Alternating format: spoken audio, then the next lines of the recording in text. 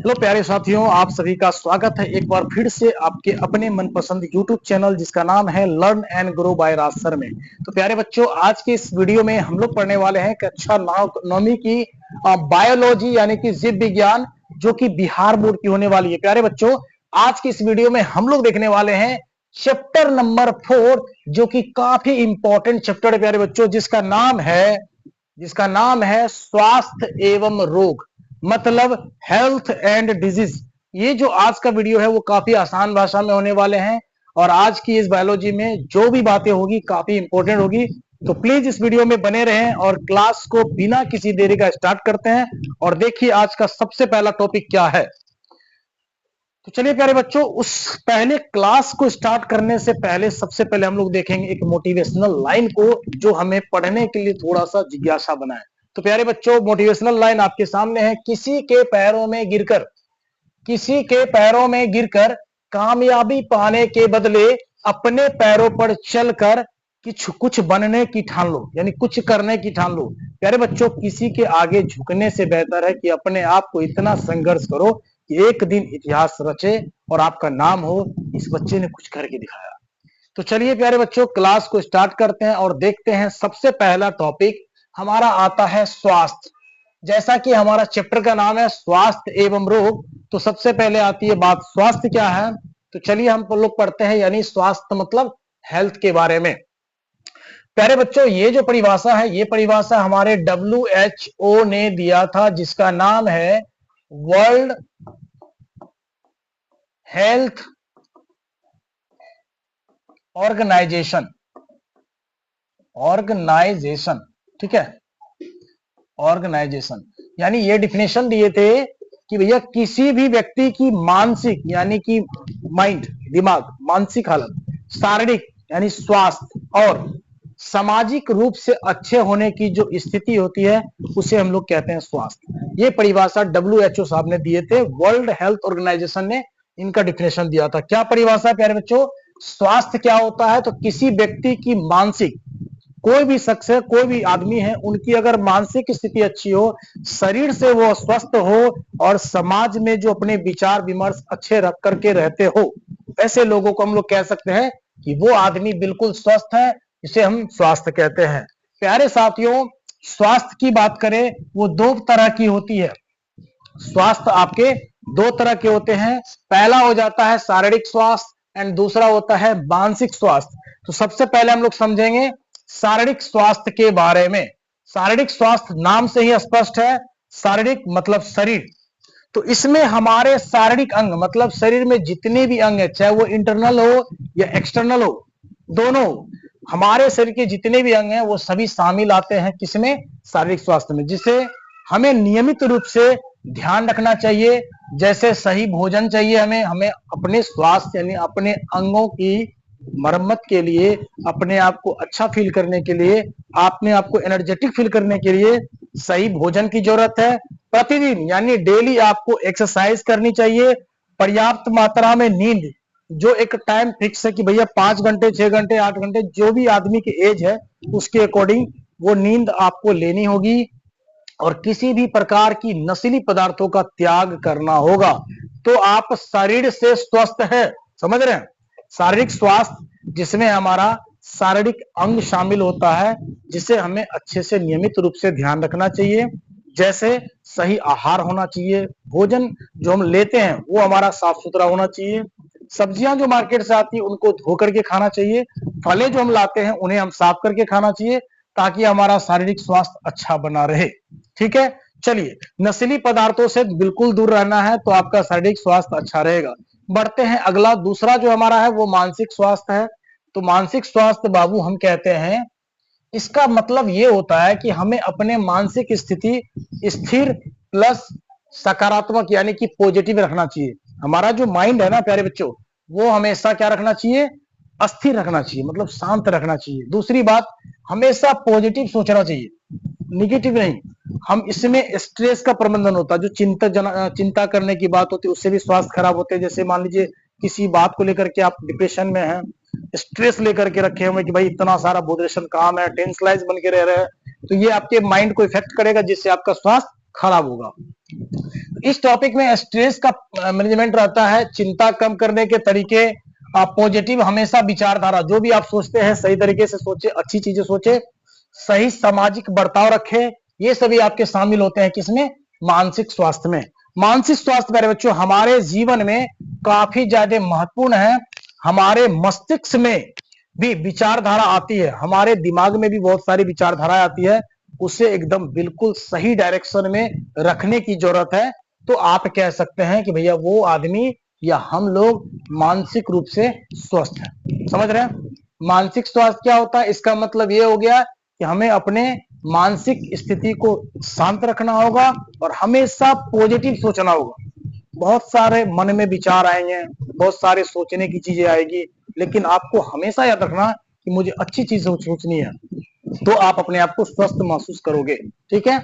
और समाज में रहते हुए आपको अच्छे बिहेव रखना, लोगों से शांति से बात करना है, किसी भी चीज के लिए झगड़े उगड़े नहीं करने हैं, इन सभी चीजें शामिल होती है आपको मानसिक स्वास्थ्य के अंतर्गत। मानसिक स्वास्थ्य हमारे जीवन में काफी ज्यादा महत्वपूर्ण है। हमारे ब्रेन में यानी हमारे दिमाग में बहुत सारी विचारधारा भी आती है, लेकिन हमें उसे क्या करना है, सही डायरेक्शन में उसको लेके चलना है। चलिए अगला देखते हैं। आगे आता है जो हमने आपको बताया था, विश्व स्वास्थ्य संगठन यानी WHO ने ही स्वास्थ्य के विषय में क्या कहा है, वैसी स्थिति जिसमें पूर्ण शारीरिक मतलब पूरा शरीर, मानसिक और सामाजिक संपन्नता हो, ना कि केवल बीमारियों या पीड़ा का होना। ना तो बीमारी ना कोई पीड़ा होनी चाहिए, और आपके ब्रेन, स्वास्थ्य और सही सोच अगर सही है तो आप स्वस्थ हैं। ये परिभाषा WHO ने दिया। अगला बात है अच्छे स्वास्थ्य की कुछ कंडीशन होती है। आइए देखते हैं क्या क्या कंडीशन है अच्छे स्वास्थ्य की।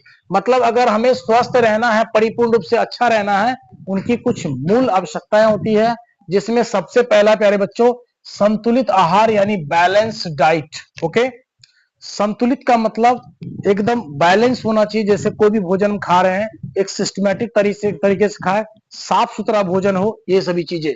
किसी भी व्यक्ति के अच्छे स्वास्थ्य की सबसे पहली कंडीशन है कि उसका जो आहार है, जो हम लोग खाना खाते हैं, वो खाना एकदम बैलेंस हो। ओके, मतलब कि जिस भोजन को हम सभी खाते हैं ना, उसमें सभी पोषक तत्व हो, जैसे कार्बोहाइड्रेट्स हो, वसा हो, प्रोटीन हो, विटामिन हो, खनिज हो, ये सभी चीज एक फिक्स मात्रा में मौजूद होना चाहिए। ठीक है? यानी संतुलित आहार क्या होता है, जिसमें हमारे भोजन में बहुत सारे पोषक तत्व पाए जाते हैं। ठीक है? तो हमें भोजन को चेंज कर करके खाना चाहिए, ताकि हम सभी पोषक तत्व का मजा ले सके, और ये एक समुचित मात्रा में होनी चाहिए, तो हमारा स्वास्थ्य बहुत अच्छा होगा। ये कंडीशन है। अगर हमारा भोजन, प्यारे बच्चों ध्यान दीजिए, अगर हमारा भोजन संतुलित नहीं होगा ना, तो हमें कई प्रकार की बीमारी हो सकती है, जैसे लौह खनिज की कमी से एनीमिया रोग यानी शरीर में ब्लड की कमी हो जाना। अगर हमारा भोजन यानी बैलेंस डाइट में अनेक प्रकार के पोषक तत्व मौजूद नहीं होंगे ना प्यारे बच्चों, तो हमें कई तरह की बीमारियां उत्पन्न हो सकती है, जैसे कि एनीमिया रोग यानी हमारे शरीर में ब्लड की कमी। दूसरी कंडीशन आती है हमारी व्यक्तिगत एवं घरेलू स्वास्थ्य, यानी लोगों के बीच हम लोग जो संपर्क रखते हैं वो, और घर में जो रहते हैं, घरों की भी सफाई कंपलसरी है। आप बहुत अच्छे स्वस्थ हो, लेकिन आपके आसपास अगर गंदगियां मौजूद हैं, नाले के पानी मौजूद हैं, आपने कुछ फेंक दे रखा है, डस्टबिन के अलावा कहीं बाहर फेंक रखा है, वहां पे बहुत सारे कीड़े मकोड़े उत्पन्न होते हैं, जिससे आपको आपके स्वास्थ्य पर प्रभाव पड़ सकता है। तो यहाँ पर सेकेंड टॉपिक आता है कि व्यक्तिगत तरीके से और या फिर घरेलू स्वास्थ्य, ये दोनों भी जरूरी है। यानी personal and domestic hygiene completely होनी चाहिए। जैसे हमें हमेशा क्या करना चाहिए, हमें स्वच्छता पे ध्यान देना चाहिए। हमें स्वच्छता यानी साफ सफाई पर काफी ध्यान देना होगा। जैसे कि प्रतिदिन नहाना, साफ कपड़े पहनना, प्रतिदिन सुबह व शाम दांतों की सफाई करना, 2 टाइम, खाना खाने से पहले भी, खाना खाने के बाद भी दांतों की सफाई करनी चाहिए। बड़े हुए नाखून को आप अच्छे से काटो, खाने से पहले और बाद में हाथों को साबुन से धोना चाहिए। ये सभी चीज शामिल होते हैं हमारे व्यक्तिगत में और घरेलू स्वास्थ्य में। ओके, इसी में देखते हैं आगे। अब चलिए तीसरा टॉपिक हमारा है, तीसरा टॉपिक है प्यारे बच्चों स्वच्छ भोजन। मतलब जो भोजन हम लोग खाते हैं वो एकदम साफ सुथरे होने चाहिए, और जिस पानी को हम लोग पीते हैं ना वो एकदम नीट एंड क्लीन होने चाहिए। अगर हम लोग ट्यूबवेल से पानी पीते हैं उसमें बहुत सारे सूक्ष्म जीव होते हैं जो आपको ऐसे नंगी आंखों से नहीं दिखती है, उन्हें देखेंगे अगर आप माइक्रोस्कोप से देखेंगे तो हमें उम्मीद लगता है पानी पीना छोड़ देंगे। तो वो पानी जो आप ट्यूबवेल से निकालते हो ना उसको सबसे पहले थोड़ा सा हीट कर लिया कीजिए, थोड़ा सुस गर्म होना चाहिए, ताकि जो भी उसमें कीटाणु वगैरह होंगे उनकी मृत्यु हो जाएगी, वो पानी हमारे लिए प्योर कहलाएगा।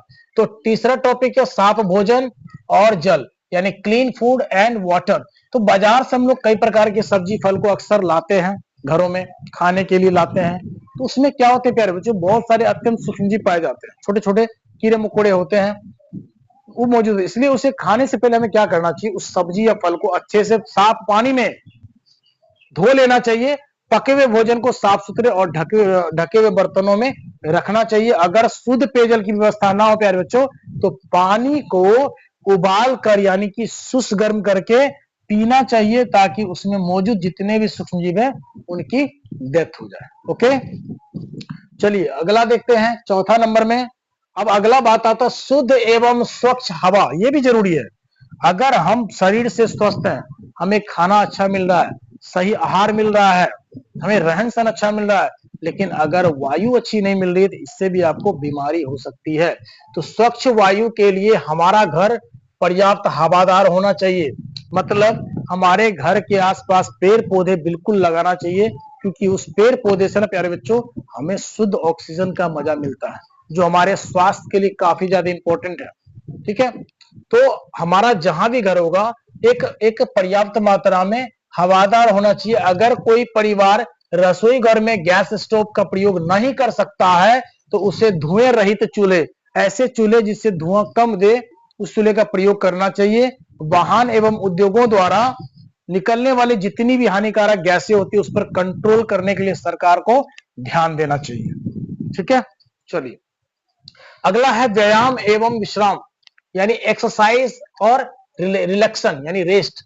तो व्यायाम और विश्राम दोनों मानव शरीर और मस्तिष्क को स्वस्थ रखने के लिए काफी ज्यादा आवश्यक होते हैं।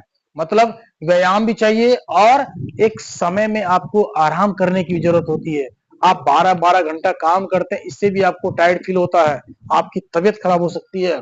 इसलिए एक पर्याप्त मात्रा में आपको विश्राम भी चाहिए और एक्सरसाइज भी करने की जरूरत है। इससे हमारे ब्रेन मस्तिष्क को एकदम स्वस्थ रखता है, माइंड हल्का रहता है। डेली एक्सरसाइज होनी चाहिए ताकि हमारा पाचन शक्ति को बढ़ाता है। ठीक है, अगला पॉइंट आता है प्यारे बच्चों, अगला पॉइंट आपका है दुर्व्यसन यानी एडिक्शन।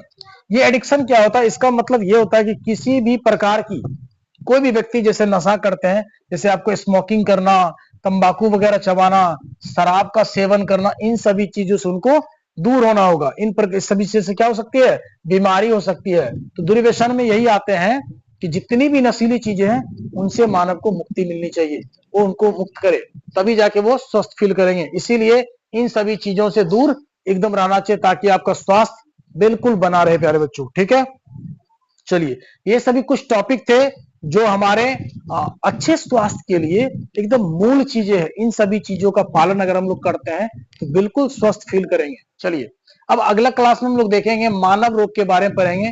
वीडियो बड़ी हो जाएगी इसलिए एकदम छोटा छोटा पार्ट करके हम आपको समझाने वाले हैं। तो सेकंड पार्ट में मिलेंगे मानव रोग, इसी चैप्टर स्वास्थ्य एवं रोग से। तो आज के लिए प्यारे बच्चों धन्यवाद, थैंक्स फॉर वॉचिंग। वीडियो अच्छी लगी है तो एक लाइक जरूर कर दें।